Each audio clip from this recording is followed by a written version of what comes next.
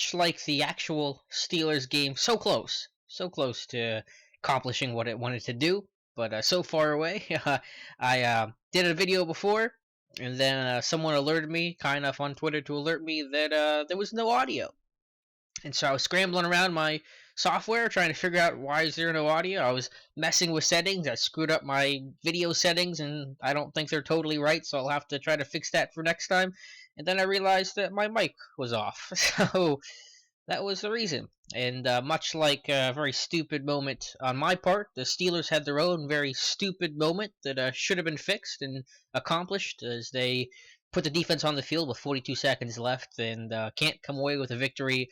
As the Dallas Cowboys beat the Pittsburgh Steelers 35-30. Of course, you know me, Alex Kazor, SteelersDepot.com, giving my initial thoughts and impressions on another frustrating, gut-wrenching, disappointing, but not surprising loss as the Steelers move to 4-5 on the year as they continue their four-game skid and fall well out of first place in the AFC North. This is a game where I think the offense did pretty well, and if you put it on paper, if you just gave me the Steelers side of things and you didn't give me the final score, I would have said, yeah, the Steelers would have won. And I picked the Steelers to win. I had some confidence because they are a much better, significantly better team at home. And when they're at home, they're Super Bowl champions. When they're on the road, they're the Cleveland Browns. And they were at home today, so I figured, you know what? You have this three-game skid. You're going to get stuff figured out. You get a good bit healthier. Let's pick the Pittsburgh Steelers to win. And the offense did pretty well for their part. Now, I know the big issue people are going to have with Mike Tomlin, and I'm sure it's going to fall on deaf ears. Either you agree with me or you don't. But the two-point conversions, 0 for 4. And honestly, I didn't have a big problem with the two-point conversions. Steelers are always aggressive with it. They did such a great job last year. They were 8 of 10 or 8 of 11. People would ask sometimes this year, why aren't the Steelers going for two that often? Remember very early in the year, the first week or two, wow, the Steelers were kicking extra points. I thought they were going to be real aggressive for two-point conversions this year. That seemed to be the story coming out of Pittsburgh. So I think it's very much a hindsight play. If it works, it's fantastic. If it doesn't, your coach gets killed. And I'm watching the Seattle-New England game right now, and Pete Carroll just went for 2 up 7, and they didn't get it. And I'm sure if the Patriots come back and win this game, Carroll's going to get killed for that. And I'm sure if he would have gotten it, he would have been lauded. So I feel like that's very much a hindsight situation. And obviously, the third and fourth two-point conversions were no-brainers. Of course you're going to go for it. Steelers were up by 1 in those situations. Kicking the extra point is no good for you, so you're going to go for 2. So that's a non-factor, a non-question, and point of discussion. And, had Fitzgerald Toussaint not tried to get in the way of the last one, I'm sure they would have converted that. I think Jesse James would have caught it. So who knows what the story is from there. But and I think it was just an execution issue. Some of the play calls they had were money play calls. The second one, the one to AB where he was going in motion, that is a money call for them. They've run that so often. That is a very early, like day 2 training camp install for this team. Did it last year to a lot of success. I think the execution was just off a bit. The snap seemed a little late, and by the time Ben dropped back and looked for AB, he kind of ran out of room.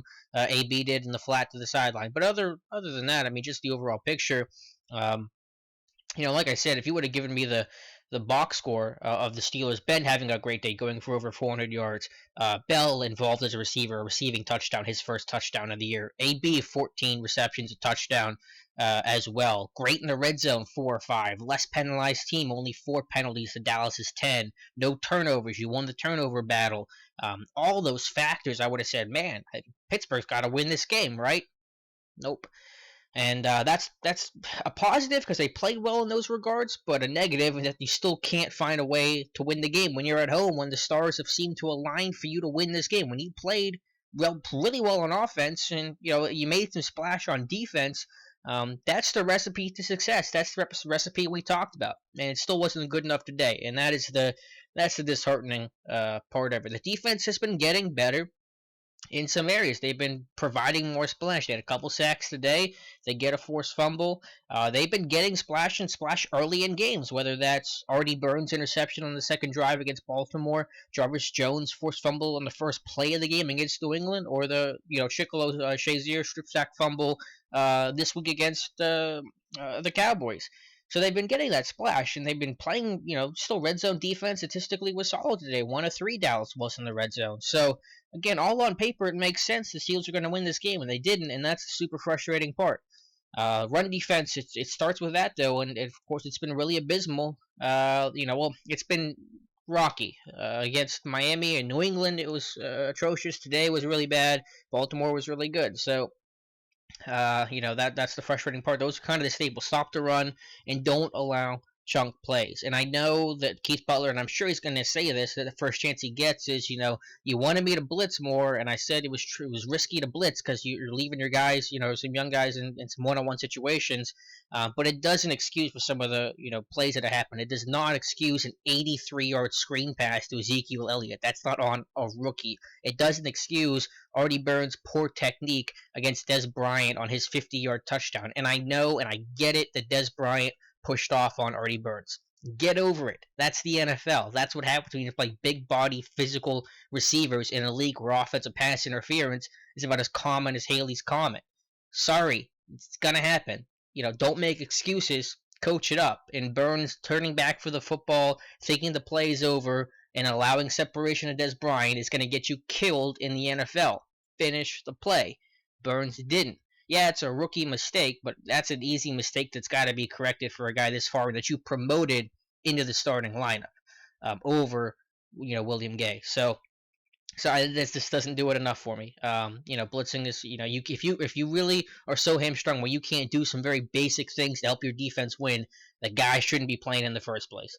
And you promoted him throughout the year from when he started as a dime guy in Burns at week 1 to moving into nickel packages to now as your full-time starter. So the excuses just aren't good enough for me. So that's the frustrating part. I try to think of everything else I had to say in the first video. The first video is always better than the second one. Apologize for that, but offense was good enough. Defense, from a points perspective, Keith Butler's mantra of holding them under 17, haven't accomplished that each of the last 4 games. So you can give them a pass against Baltimore because they only allowed 13 points as a defense.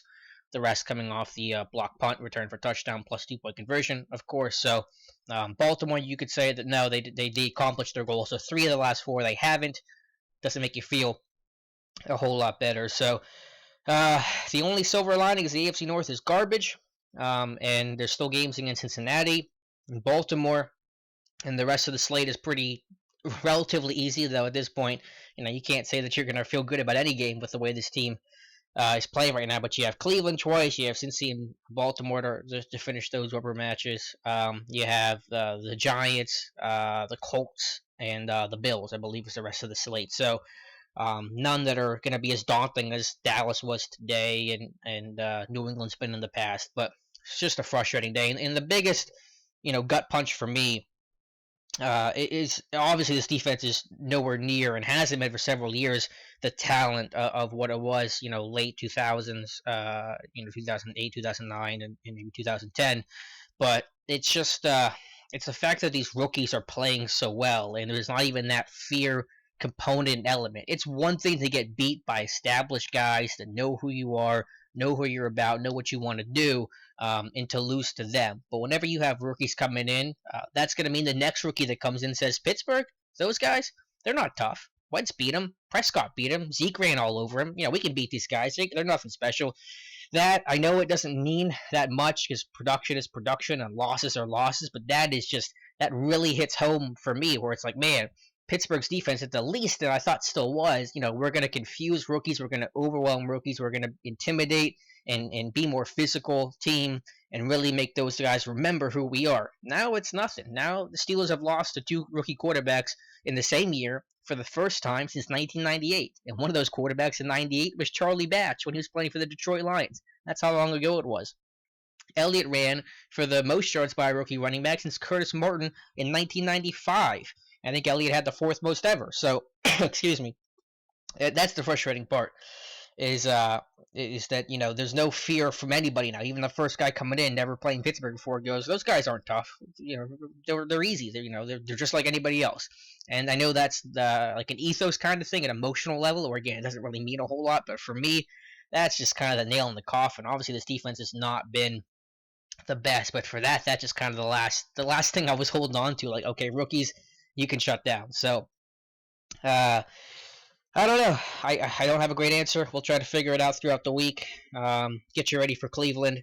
I'll wrap this video Now I got something caught in my throat. It's always like that. The first video is really strong. You try to do it again, and it doesn't come out anywhere close. Maybe that's some sort of sign or microcosm for the Steelers season. But let me know what you guys think. Would you make any personnel changes? I'm sure we'll have a big Fire Tomlin crowd. Don't expect that to happen now, at least. And I don't think it's going to happen after the season. But anything roster wise, would you change? I don't think there's a lot of leeway for that. But if you have anything, let me know. Does Sean Davis continue to get more playing time? You know, Mike Mitchell and Robert Golden.